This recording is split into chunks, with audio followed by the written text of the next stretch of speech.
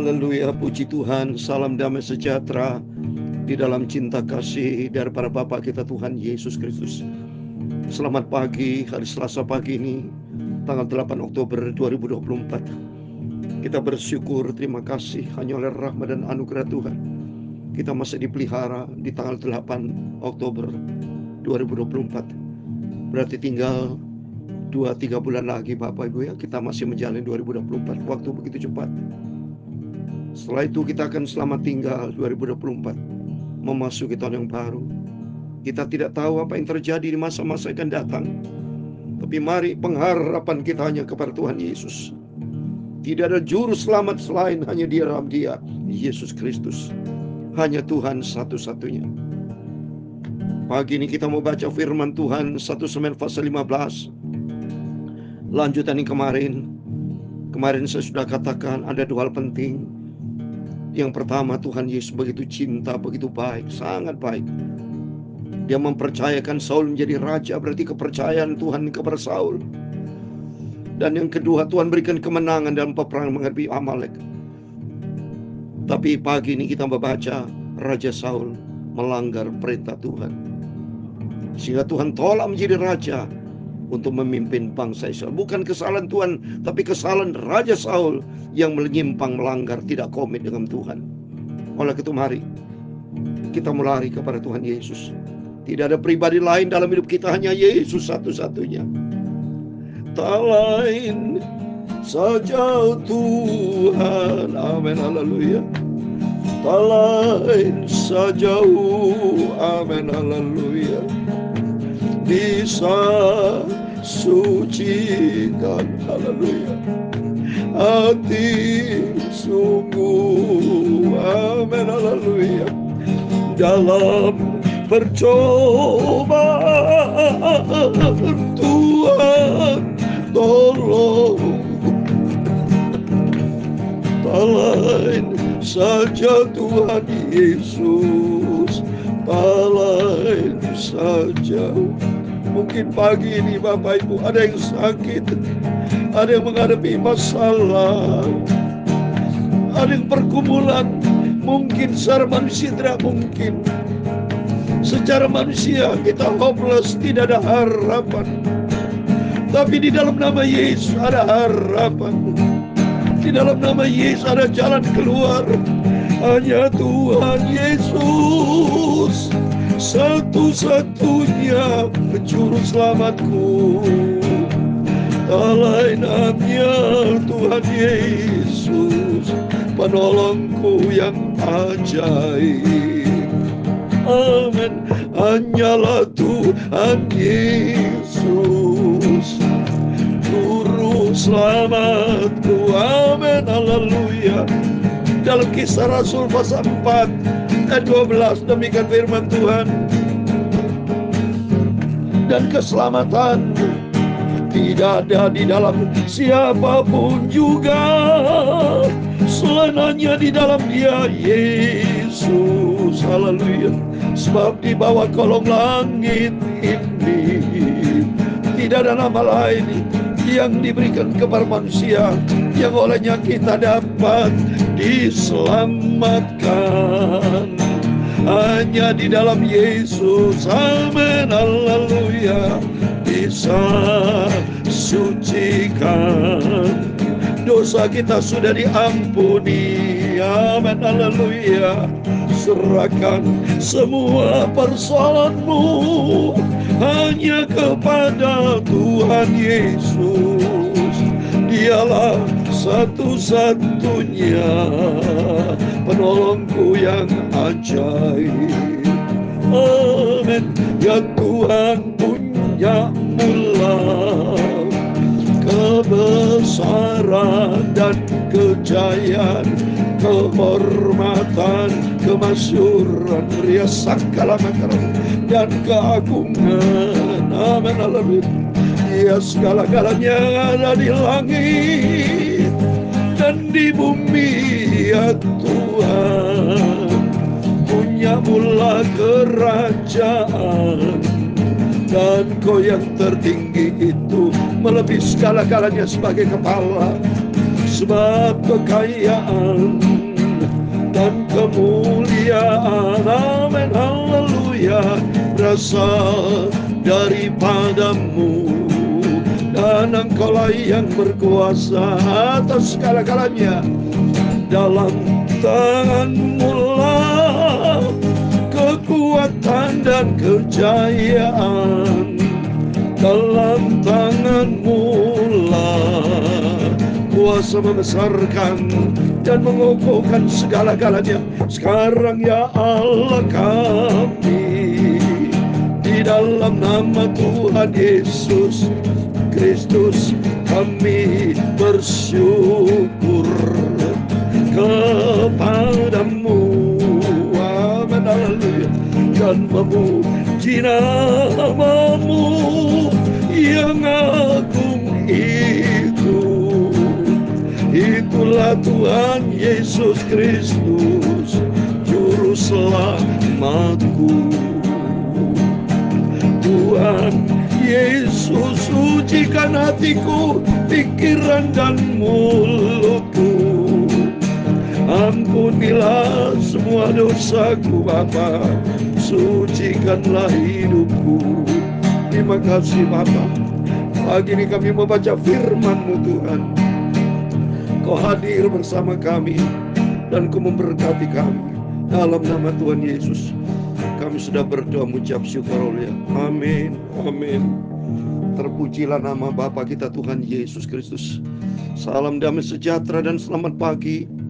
Terima kasih kepada Tuhan di atas izin rahmat dan anugerah Tuhan. Kita masih dipelihara sampai di minggu yang kedua, Selasa yang kedua ini. Waktu itu begitu cepat. Sekarang sudah tanggal 8 Oktober. Semua karena anugerah Tuhan, semua karena kasih-Nya Tuhan. Firman Tuhan katakan dalam Kisah 4 ayat 12, dan keselamatan tidak ada di dalam siapapun juga selain di dalam Dia. Sebab di bawah kolong langit ini tidak ada nama lain yang diberikan kepada manusia yang olehnya kita dapat diselamatkan. Amin. Jadi berarti sebetulnya jujurlah dari ayat ini, seluruh umat manusia harus berterima kasih kepada Tuhan. Karena Yesus adalah juru selamat seluruh umat manusia. Sebab dikatakan di sini, sebab di bawah kolong langit ini tidak ada nama lain yang diberikan kepada manusia. Siapapun mereka harusnya menerima. Ini firman Allah. Di bawah kolong langit ini tidak ada nama lain yang diberikan kepada manusia. Buat setiap orang, for everybody. Yang olehnya kita dapat diselamatkan, berarti hanya di dalam Dia, Tuhan Yesus Kristus. Semua umat manusia, kalau percaya dan taat, diselamatkan. Berarti dengan kata lain, juru selamat hanya satu-satunya di dalam Dia, Tuhan Yesus Kristus. Kita bersyukur kepada Tuhan kalau ternyata kasih karunia Tuhan sudah memanggil kita dan kita meresponi. Kita percaya dan bertobat, dan kita sungguh-sungguh ikut Tuhan Yesus. Seperti Bapak Ibu bersama saya tiap pagi, tiap malam, terus baca firman Allah. Dan tiap hari, setiap saat kita ikuti firman Tuhan. Sehingga kita jangan menyimpang ke kanan ke kiri. Jangan seperti Raja Saul yang akan kita baca pada pagi hari ini. Mari Tuhan tuh mengampuni, saudara. Kalau ada salah, ada dosa, minta ampun sama Tuhan. Ya, karena Tuhan berkata dalam Matius 9 ayat 6 dikatakan juga demikian. Matius 9 ayat 6. Tetapi supaya kamu tahu bahwa di dunia ini anak manusia berkuasa mengampuni dosa. Lalu berkata lagi kepada orang lumpuh itu, bangunlah, angkatlah tempat tidurmu, dan pulanglah ke rumahmu. Amin. Anak manusia itu adalah Tuhan Yesus. Berarti hanya di dalam Tuhan Yesus ada pengampunan dosa, ada keselamatan, ada jawaban setiap pergumulan hidup. Amin. Sukacita saya di dalam Dia Yesus. Apapun seberat persoalan, seberat apapun menimpa kita, masalah Tuhan ganti dengan mujizat. Penuh dengan kemuliaan di dalam Dia Yesus. Amin. Mari saya mau baca 1 Samuel pasal 15 ayat 8. Kemarin sudah kita baca Raja Saul mengalami kemenangan oleh karena Tuhan Yesus cinta kepada bangsa Yesus. Tuhan cinta kepada Saul. Bukti kalau tidak cinta tidak diangkat sebagai raja. Ya, tapi Tuhan pilih dia sampai Samuel diperintahkan sama Tuhan untuk diurapi menjadi raja. Ya, terus kedua, Tuhan memberikan kemenangan. Ya, kemarin kita baca kan, lalu Saul memukul kalah orang Amalek itu. Nah, sekarang ayat 8, saudara. Ayat 8. Agak raja orang Amalek ditangkapnya hidup-hidup, tapi segenap rakyatnya ditumpasnya dengan mata pedang. Tetapi Saul dan rakyat itu menyelamatkan Agag dan kambing domba dan lembu-lembu yang terbaik dan tambun. Pula anak domba dan segala yang berharga tidak mau mereka menumpas semuanya itu. Tapi segala hewan yang tidak berharga dan yang buruk, itulah yang ditumpas mereka. Lalu datanglah firman Tuhan kepada Samuel demikian. Aku menyesal karena aku telah menjadikan Saul raja, sebab ia telah berbalik daripada aku dan tidak melaksanakan firmanku. Maka sakit hatilah Samuel dan ia berseru kepada Tuhan semalam-malaman. Wah, coba nih saudara. Samuel menyesal dan termasuk Tuhan, saudara. Masalah inilah kepercayaan yang penting loh Bapak Ibu. Seperti Tuhan sudah percayakan kepada saya, Tuhan percayakan kepada Bapak Ibu. Jangan pernah mengkhianati kepercayaan dari Tuhan. Menangis saya. Raja Saul sudah dicinta, disayang sama Tuhan. Dipilih menjadi raja. Sebetulnya terima kasih sama Tuhan. Dan kedua Raja Saul mengalami kemenangan pada waktu mengalami peperangan dengan Amalek. Dikasih kemenangan. Ini Tuhan berpihak kepada Raja Saul. Tuhan berpihak kepada bangsa Israel. Dan Tuhan perintahkan supaya bunuh semuanya. Karena Tuhan tidak mau menyimpan dosa. Karena Raja Agag namanya Raja. Raja Agag, Raja biarnya dosa itu Raja Agag. Memimpin bangsa dia tidak takut kepada Tuhan. Dia orang kafir ya. Tapi dipelihara sama ini Raja Saul. Padahal Tuhan dah perintahkan semua dibunuh. Itu bayangan daripada dosa saudara. Dosa harus dibunuh saudara.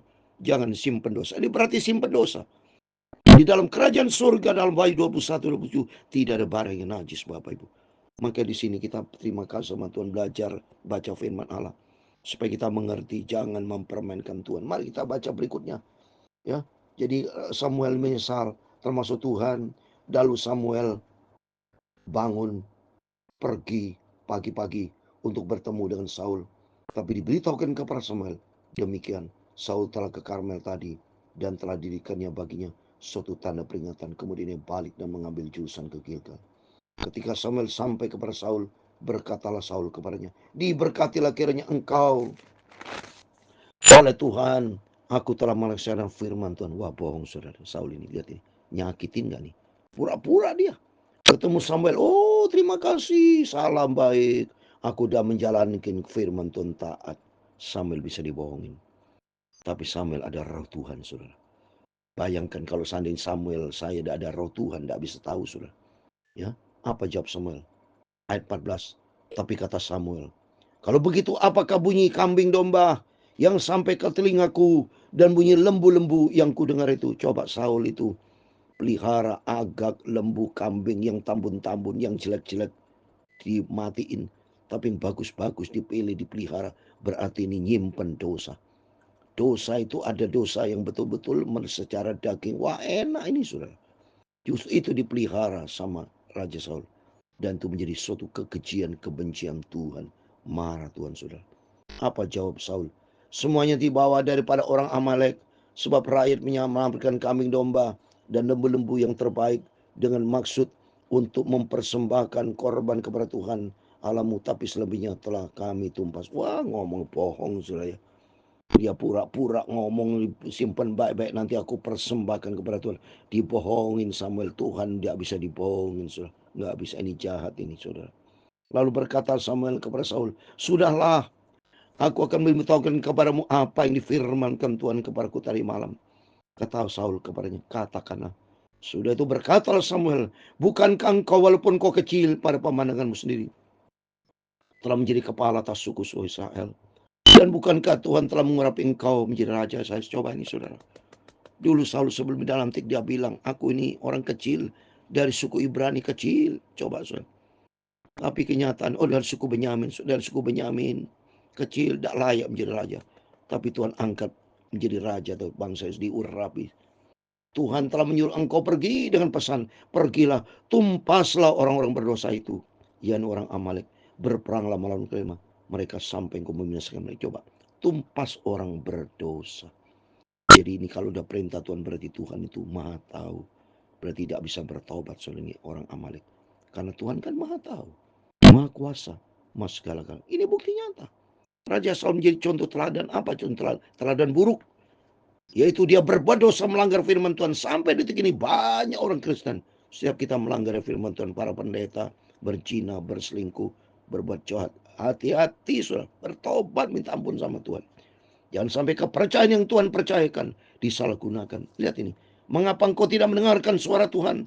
Mengapa engkau mengambil jalan melakukan apa yang jahat di mata Tuhan? Lalu kata Saul kepada Samuel, aku memang mendengarkan suara Tuhan dan mengikuti jalan yang telah disuruh Tuhan kepadaku, dan aku membawa Agag raja Amalek, tapi orang Amalek sendiri telah kutumpas. Wah, bohong semua saudara. Ya, tapi rakyat mengambil dari jaran itu kambing domba dan lembu-lembu yang terbaik, dan khususkan untuk ditumpas itu untuk mempersembahkan korban kepada Tuhan. Allah menggilkan. Tapi jawab Samuel, apakah Tuhan itu berkenan kepada korban bakaran dan korban sembelihan sama seperti kepada mendengarkan suara Tuhan? Sesungguhnya mendengarkan lebih baik daripada korban sembelihan, memperhatikan lebih baik daripada domba-domba jantan. Apa maksud Samuel? Jadi supaya maksudnya Saul itu memperhatikan, taat itu lebih baik dari mempersembahkan. Buat apa kalau dia tidak taat? Itu persembahan domba-domba itu melanggar firman Tuhan. Tuhan tidak mau. Itu bukti ketaatan lebih berharga dan persembahan. Buat apa persembahan itu dari hasil ketidaktaatan? Buat persembahan hasil dari dosa. Termasuk dari Bapak Ibu, kalau ada income dari dosa, dari hasil yang tidak berkenan, itu berarti tidak berkenan sama. Ini contoh teladan saudara ya. Apapun yang sudah kelihatan murid kita, oh baik ini, mohon maaf nih. Contoh, kalau persembahan perpuluhan atau persembahan dari hasil korupsi, itu berkenan nggak sama Tuhan? Nggak berkenan. Ini contoh seperti ini. Ini kan dari korupsi ini.